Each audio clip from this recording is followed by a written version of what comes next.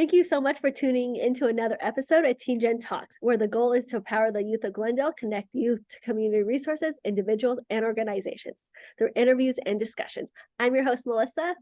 And I'm Desiree. We had the pleasure of talking to Patricia Park. Patricia is an associate professor of literature at American University, Fulbright scholar in creative arts, Jerome Hill Artist Fellow, and author of the debut young adult novel, Imposter Syndrome and Other Confessions of ALEJANDRA. Continue watching to learn more about author Patricia Park, and we hope you enjoy the interview. Thank you so much for taking the time out of your day to talk with us. We have a lot to discuss. Thanks so much for having me. I'm thrilled to be here. Awesome. So I wanted to kick off the first question with asking about your relationship with writing and books. How did that start, and did you always like to read and write? Yeah, I've wanted to be a writer since I was a kid. My first illustrated series was called Messy Bessie, and it was about this girl named Bessie who was very messy. It was a little on point, but what do you expect from from like a 6-year-old? And she grows up and has like 20 kids. I don't know how this was. Maybe it was fantasy, right? But to me, it was very realism. Very much realism. So I've always been a writer, and I think for me, I wasn't like the most popular kid. I didn't have a ton of friends. So during recess or after lunch, all the other girls would kind of gab amongst each other, and I just always had my nose in a book. And maybe for me, reading and by extension writing was like an escapism, and where I could feel like there were people who understood me, and who got me, and I felt like I belonged. So how did this translate into you then pursuing being an assistant professor of literature? I actually have a job title change. I'm now an associate professor of creative writing in the literature department. I think a lot of the lessons that I learned along the way with creative writing, when I wrote my first novel, Read Jane, and then I wrote my second novel, my first YA, Imposter Syndrome, is nobody kind of quote unquote teaches you how to write a novel. You just stumble on a lot of roadblocks. You're kind of shooting in the dark, whatever analogy you want to do. And there were certain things that I did learn along the way. And, I'm all about efficiency as much as possible, or I don't want to have to reinvent the wheel. And I love being able to talk with students honestly. And I show them my outtakes files, or I'm like, look, there were 10 different versions. Sometimes I show like 10 different versions of the opening paragraph for first Read Jane and then Imposter Syndrome. And I'm like, look, in this version, there was a different point of view. It was third person. In this version, the novel starts, in a much later timeline. In this version, it's not even the main character. It's like some other character. And I think that's kind of a cool exercise, because with my teaching, I really just kind of want to break this myth that we have to be perfect the first time around. And I think especially as BIPOC women, that pressure is high, because we're like, damn, we only get one chance. And I don't believe in that, because I feel like writing is rewriting. Here are all the the pieces of spaghetti or Play-Doh that I threw on the wall. Here's what stuck, but here's what didn't. Here are the crusty pieces that like just kind of tumbled off the floor, off the wall onto the floor. And I think the more we can kind of normalize that it's not perfect the first or even the 10th try, then the more we can be like, all right, it's all about the process. Let's figure this out, and let's workshop this together. Let's take a class together. Let's do the dirty work. And you mentioned Read Jane, which is your debut novel. Can you tell us a bit about the book and the inspiration behind it? Yeah, it's about a mixed race Korean American woman from Queens who's trying to get out of Queens. The first word is home, and the last word is home. So it's kind of a journey for Jane to find home. But it's also a modern day retelling of Charlotte Bronte's Jane Eyre. For me, when I first read Jane Eyre, I was in the 6th grade, and I'm like, wow, her voice just spoke to me. She was poor, obscure, plain, and little. This is how she self-identifies. And I'm like, wow, it was the first time that such an underdog was not only found a way to survive, but to thrive. And that spoke to me as, an ethnic Korean girl, born and raised in Queens, in New York, in America, just trying to figure it out. And I thought, what would it look like if I took Jane Eyre and translated her to the world that I grew up in? Flushing, Queens, the world of Koreans and Queens. And so that was the genesis for the novel, and just trying to understand minorities within minorities, and how, you know, mainstream America tells people like my character Jane, my other characters, like, oh, well, you don't belong, you belong with them. But then what if the them is like, you're not one of us either? And that can feel really lonely. So I kind of wanted to give voice to that feeling of feeling like you belong neither here nor there. Read Jane, as you mentioned, is a reimagining Jane Eyre. How did you approach writing the story? What concepts from the original story did you want to make sure to maintain?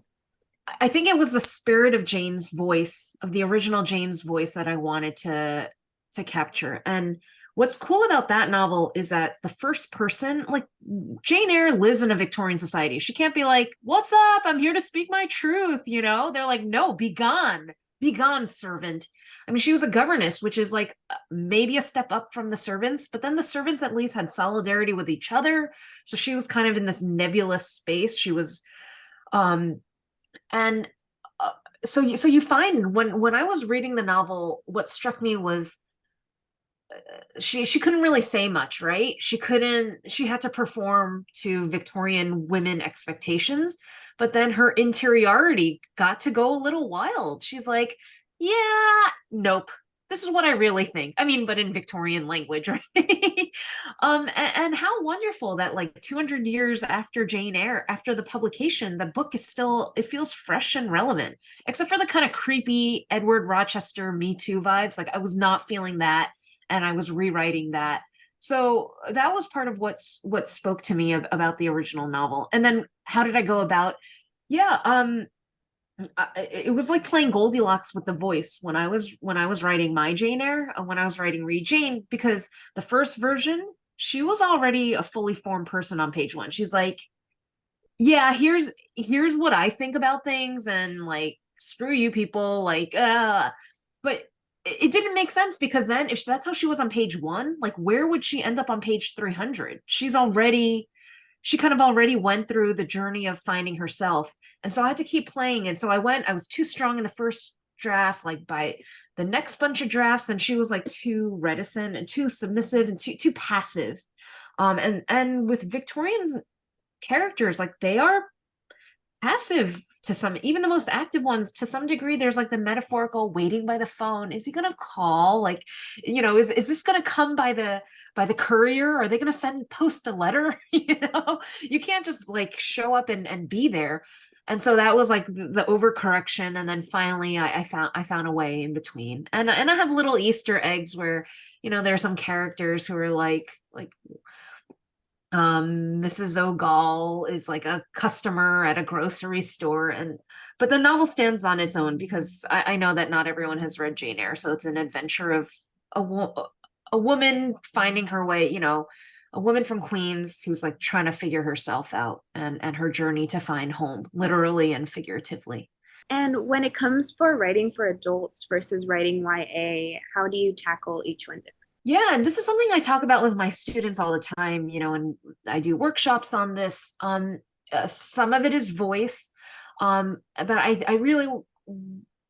but both my novels are first person. So I think I really do want to underscore with YA, it's a lot of times it's the immediacy of an experience. So with teen characters and teen protagonists, they're experiencing a lot of firsts, right? Like, first, you know, first betrayal, first friendship, first time I get asked to the prom, like first time I'm applying to colleges. And these are such big emotions. And I think one of the beauties of what YA can do well is that it drops the reader right into that experience of the character, right? Like, we're experiencing this unfolding hot and quick and in real time. But then the flip side, or the catch-22 to that, is how do you do it without like, oh my God, like, like, just shut up already, or like, oh, I can't stand this, like, oh, it's too much. And so those are different drafts, right? Some drafts you really lean into the stream of consciousness, other drafts you pull back, and then by the end you've reworked different iterations, so you kind of come to this. And for me, sometimes I like to use the other characters, right? Sometimes the older characters, the parents, an older cousin, or even another friend who is like kind of the sounding board against the main character. So against Alejandra, she's so in her own world, right? And in her own space. And for you all, like who are, working with teen readers as well. Sometimes I love like the balls of energy they bring, right? They like drop their backpack on the table and they're like, oh my God, or on their desk. They're like, this is what happened. And the way that they're like kind of anxiously, excitedly telling the story, if you were to actually literally transcribe their words, it would be like, what is happening? So us as writers, right, we have to then take that exuberance of the immediacy of the experience and then temper it with like, okay, well, this is how we need to build the scene. This is how we have to show what other characters are feeling, even though our character's not able to see what they feel. But how can we give different clues about expressions that they make, or like body language, or things they say that are misinterpreted, and kind of create around your scene. So it's such a fun exercise to work with that, and to work with kind of this dramatic irony of what does the reader know, what does the character know, and what is the tension between that. So your YA debut novel is titled Imposter Syndrome and Other Confessions of Alejandra Kim. Can you tell us a little bit about the book and how it came to be? Yeah, Alejandra, or Ale, is she's a Korean Argentine American girl from Queens, and she's in her senior year of high school. And she wants to get out of Queens so badly. She thinks her ticket out is to go to her dream school, Wider College, and she thinks it's her ticket to this kind of class of people who have already arrived, an academic kind of progressive type that's just everything Queens is not. She's also dealing with the mysterious death of her father. Papi died mysteriously on the tracks of the 7 train. And she's in this critical moment. It's a kind of coming of age, where she is like, who am I? I'm on the precipice of becoming an adult. I just want to get out of Dodge. But what do you do when you're Dodge? New York City is like everybody else's destination. And I try to do that. I'm a comedic writer, a humorous writer. So I'm trying to show like, all right, there's the things that Alice says at school as she's code switching. And then there's the things like her Queen's brain actually thinks, and she doesn't belong in any space. She's just like trying to get it right and figure it all out. And what drew you into wanting to write a YA novel this time around? I really have my students to thank. My students at American University, when I first started teaching there, oh my gosh, so many years ago, a lot of my students were like, we want to write YA. We love YA. And I'm like, what are some of your favorites? And I started with their Rex and just went down the rabbit hole. And I just fell in love with the YA voice. It's like kind of a no BS, funny and fresh perspective. Like teens hold you accountable, right? There. Even if you don't want to be your most authentic self, they force you to be, right? Because they can see through that. And it just reminded me of, when I was in high school. I'm from Queens, but I went to high school in the Bronx, and I spent 4 hours a day commuting to and from. You spend a lot of time, you learn a lot about the world when you spend 4 hours on New York City public transit. And I heard a million different Englishes a day. So I'd hear all this kind of dialogue. I'd hear the chatter of teens, my classmates. I'd hear other kids going to school. I'd hear business people like going to and from their office. I'd hear parents with their children. And I wanted to capture it all. Like I'm a New York writer. I write about Queens. I'm from Queens, and I wanted to tell stories about my community, other communities, and how we're all kind of clashing together but living harmoniously.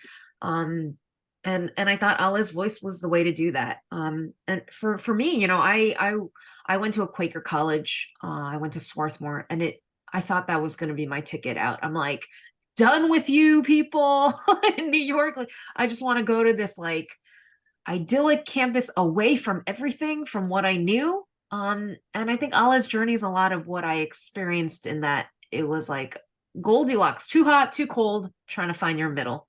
For you, what was the hardest part in writing Imposter Syndrome and Other Confessions of Alejandra Kim? I think the hardest part was trying to nail down the structure and the storylines, both the like concrete mile markers, right? Okay, is it going to be senior year? Okay, if it's senior year, then early decision deadlines are this date. Notification deadlines are this date. Regular decision is this. The school year ends here. SATs would be here, you know. So there was that. And then it was managing the emotional storylines. So one thing I struggled with was, Papi is already dead. He's been dead for like 8 or 9 months before the novel begins. And I didn't know where to have that happen. But we don't learn that he's dead until I think the end of chapter 4. So spoiler, it's an early spoiler. Not too far in, let me see. Page 22 is when we learn it, right? But there are little hints along the way. So things like that, factual emotional events that have happened. When do you place that? So in an earlier draft, Papi was still alive as the novel was marching on. And then the novel just became about, his death. And how does that happen? I had a diversity assembly that initially happened a year before the novel began. And then, so it was just mentioned as a one sentence. And then I'm like, but what is then the emotional, what is the engine or the story structure for the actual novel? So then I moved the assembly, which becomes a big moment between Alla and her best friend, who claims allyship. So I moved that up sooner, and then it became a major plot point. So there are things like that we as writers are just trying to negotiate. All right, if I had the novel start, here, then how is that going to affect her emotional state and then the lens through which she's viewing the world? But if I start this later, then it's already in the past. And then, like we talked about, the immediacy of a moment, of an emotion, it's so far removed. If it happened yesterday, then it may as well have happened 10 years ago in a sense, right? So it was managing all these storyline plot points. And maybe one last thing I'll mention that was difficult in writing the book. There were so many, right? But it was then managing all the storylines. And I have Ala just trying to get into college. Like, that is one major storyline. That's the concrete desire. Tied to that is her emotional desire for belonging and acceptance. And her journey to accept herself, and giving up her own imposter syndrome. So there's that storyline. And then there's like the storyline with her best friend. They were fast friends for their first year in high school at Quaker Oats Prep. But where do they end up at the end? And then how many scenes do you write? How many scenes have I written that I've just condensed to one scene, right? And I've cut the others. And then where do you place that information? Should that happen before the break to part 2? Should it happen halfway in? And then the storyline with her best friend Billy Diaz from Queens, storylines with her cousin Michael, who's going through like some microaggressions at his corporate job, storylines with her mom, storylines with like other kids at school, the teachers, it's kind of on and off again romance thing. Like, where do you put all those puzzle pieces, right? Just like spinning all these dinner plates and trying to place that. That's why, again, like back to what I said before about the first draft is never perfect. The 10th draft may not even be perfect, and that's fine. Let's muck it up before we can make it polished, so just get in the process, get your elbows dirty, get your hands dirty, get elbow deep, all the metaphors, all the mixed metaphors. And I think you talked about this a little bit, but was writing about an adolescent, you did mention how it brought back, memories of your teen years, but was it in maybe a way a healing process too for you? I say that writing imposter syndrome helped me get over my own imposter syndrome. I think because, the conversations surrounding imposter syndrome have changed. And I think this is a good thing. By the time I was done editing the book, then there were conversations that said, stop telling BIPOC women that we have imposter syndrome. And then there was another, so that was already a kind of a wave of progression, right? Like, hey, have we outgrown this term? Do we even need it? But then there was another conversation also led by BIPOC women saying, actually, it can be very freeing to name the thing that we're feeling versus just feeling like self-gaslit, right? So then there was that conversation. And then I also believe, the things that were high stakes to me when I was 17 years old, your priorities kind of change, right? So, oh my God, like, so I went stag to my prom, and yeah, that would like be capital L loser when I was 17, maybe. But I didn't care that much. And then now, look, I'm telling you, I'm like admitting this in public, right? I don't care. The stakes are so much lower with the perspective of time. Um, and I think that's the same thing with imposter syndrome. So the things that gave me imposter syndrome when I was 17, like, oh my gosh, like if I say this in class, are they gonna think this of me? You know, if I'm not wearing this kind of clothes or, you know, this kind of cut of jeans, like, is it all just going to question that I belonged, that I deserve my spot at the table? Like right when I went to college, I spent the first year like terrified that I just had this like low level terror that someone would from the registrar would knock on my dorm door and be like, yeah, there's another Patricia Park from Queens and you're taking her spot. So bye. um and now I'm like, I laugh about it. I'm like, what? I graduated. I did just fine. But the stakes get higher. I get imposter syndrome about other things professionally, you know, and especially as a professor, as an academic, and as a published novelist. Now I have imposter syndrome about other things. So the game just keeps, you just have to keep like raising your game, I guess. So those are some things I learned along the way, slash things I'm still struggling with. Allie is a appealing protagonist. In your opinion, what makes a good protagonist that readers can connect with and like? Thank you for saying she, you know, that you enjoy your time with her. And you know, it is meaningful for me for readers to like to appreciate her journey, but I also think that it's okay to write unlikable characters too.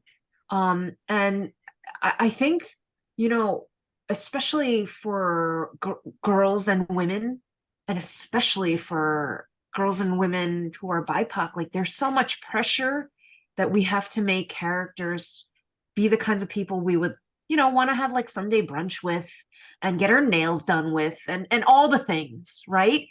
And I'm, you know, I'm great. For me, I always try to create sympathetic characters. Like, can we see what their journey is? So even a character like Laurel, who is the best friend, who is white, who is trying to be an ally, like it's okay if readers don't quote unquote like her, but if they can find sympathy with her, like, oh, okay, so these things that she did, I understand where she's coming from. I'm sympathetic to her struggles. Like that's really important to me too. So I love that we're in this moment where women writers can do, you know, can do all these things, like create all kinds of characters, all kinds of characters that maybe we do want to have brunch with, and characters that are like, you know, maybe we'll just keep it to like a semi-monthly coffee date. Maybe we'll just keep it to like a Slack channel, occasional like, work related correspondence. You know, as long as I think for me, I'm always interested in showing like where a character is coming from, you know, what motivated them to do the thing that they did. And do we agree with it or do we not?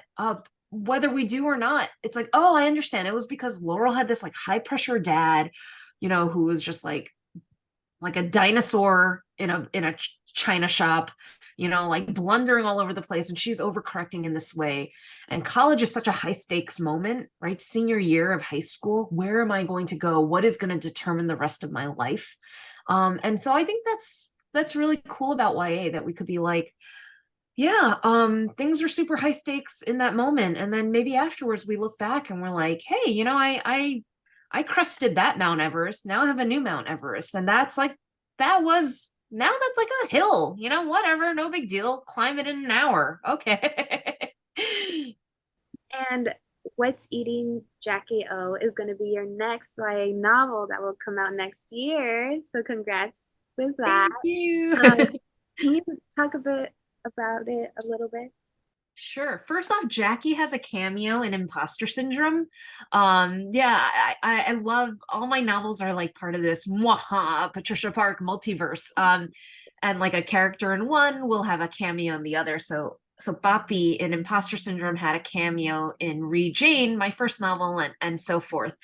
But What's Eating Jackie O? Jackie O, but ching.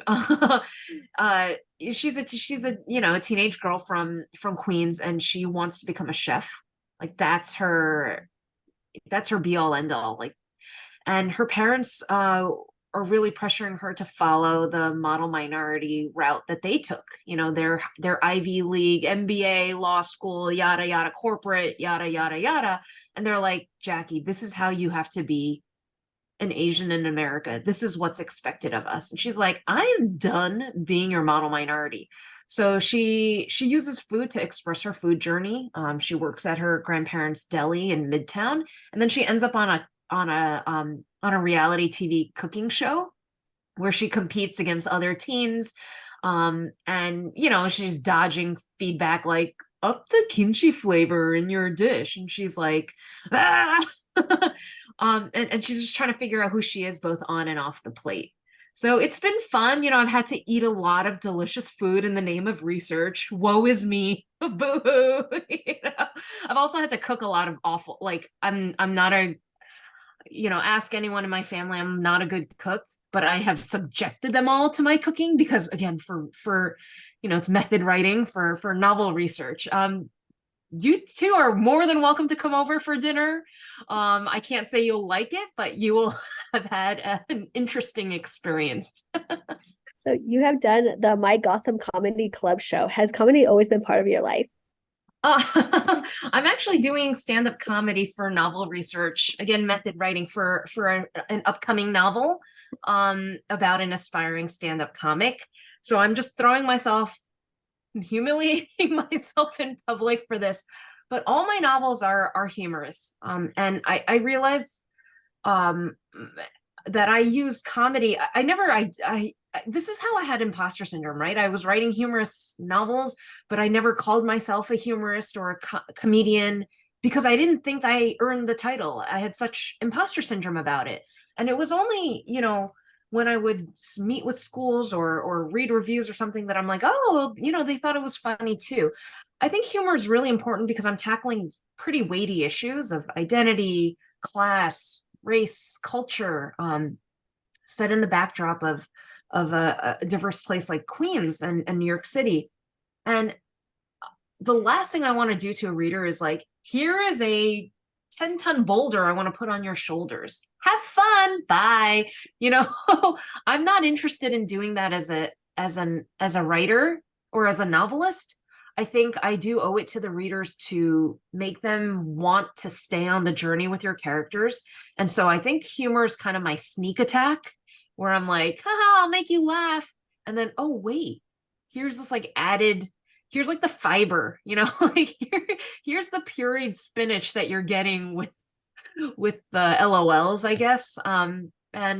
So that's my approach. I think humor is I use humor to try to kind of cut through some of that richness and the heaviness of these weighty issues as a way to talk about something meaningful. So it's not just all like, sometimes you go to these stand-up shows and then it's some guy who's like, am I right? Like, and you're like, okay, one-liners. And then afterwards, like, you didn't think about anything at all. You leave and you can't even remember what they talked about. But I'm trying to, I would like to kind of, puree the spinach and hide it among these other more enjoyable things.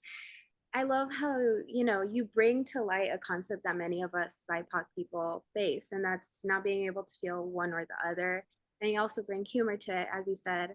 And anyone that has felt out of place through your books can feel understood and appreciated. So thank you for that.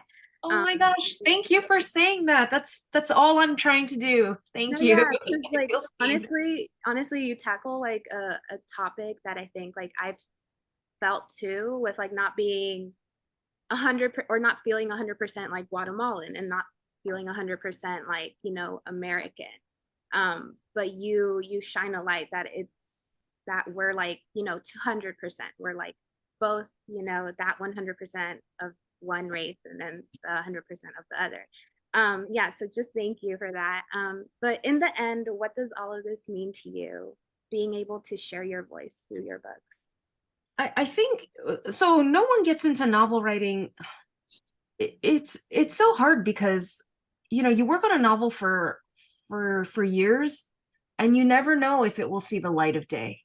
And even if it sees the light of day, even if you quote unquote win and you get it published, whether it will even make a blip or have any sound, right? A tree, falling in the forest or whatever that metaphor is, it never meant more to me until I became a novelist, because I've had failed novels as well, or novels that never did get to see the light of day. So, there's no ROI. I tell my students this all the time, like, other professions, you put in a day's work, you see at least a day's salary, right? And maybe you see other kind of change or some kind of return on your investment of time or energy or skill set. I think really, Desiree, what you said, I feel like I'm like mic drop Patty out, because for me, if I could just touch one reader who has felt similarly lonely, displaced, they feel like they don't belong. I'm not Guatemalan American. I don't know your experience, Desiree, but I feel like anyone who has felt marginalized, we have shared territory, whether it's marginalized for X, Y, or Z. And so I just remember how sometimes like I just felt so lonely and misunderstood, especially as a teenager. And I was like sitting on the subway, sitting on a bus, sitting in a classroom and being like so frustrated, like, oh, why do I feel so unseen? We didn't even have that term, when I was coming of age. Like, what does it mean to be seen and unseen? Like that didn't exist. It was just a literal verb, right?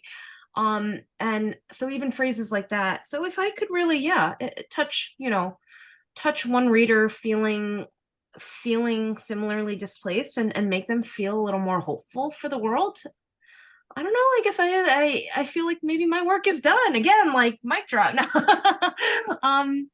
So I'm just grateful for experiences like that, and that's so rad, because what's the alternative? I don't know. Just feeling like we're all in our lonely pods, right?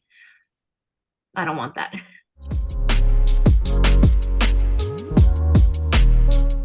So before we end, we have some rapid fire questions. The first question is, what is your favorite color? Right now, teal. What's your favorite genre to read? I think humorous essays. Knowing what you know now, what advice would you give your 18-year-old self? You will find your tribe. Hang in there. If you could have 3 people, dead or alive, for dinner guests, who would they be? Edith Wharton, the ultimate New Yorker. Also, she threw like pretty awesome dinner parties. I've stayed at her mansion. I mean, she didn't invite me, she was already dead, but she knew how to throw a dinner party. I think I've been into Aparna Nancherla lately. She's a comedian. I think she'd be a lot. She's really dry too. I think she'd be fun. I think she and Edith would like, tete-a-tete, and I'd get to like be a fly on the wall. And I don't know, I think Kurt Vonnegut, I would love to see the 3 of them go, and I'm just like sitting back, drinking my tea, taking notes. What is a song that you have on repeat currently? I think Taylor Swift's Karma on repeat. I'm like, I feel seen and vindicated. What do you want your legacy to be? She made people feel welcomed. What is a book that you have read recently or are currently reading that you would recommend? I'm reading Aparna Nancherla's Unreliable Narrator, Me, Myself, and Imposter Syndrome. And I'm so seeing myself in these pages and just relating to so many of the experiences she's had as a woman comic of color who's just trying to like get through this all boys club and trying to grapple with her own imposter syndrome. It's pretty rad. Well, thank you so much, Patricia. We learned a lot about you. Thank you for taking your time out of your day to sit down with us and talk. Can you let everyone at home know about any upcoming projects and where they could visit you? Yeah, I mean, I have What's Eating Jackie O coming out next year. And if you want to come and laugh with or at my stand-up journey, I'm posting stuff on Instagram at Patricia Park 718. And yeah, you can see all my corny jokes, all my dad jokes that are like just met with crickets. So So those are some things I've got coming up. Thanks so much. So, yay. Yep. Okay.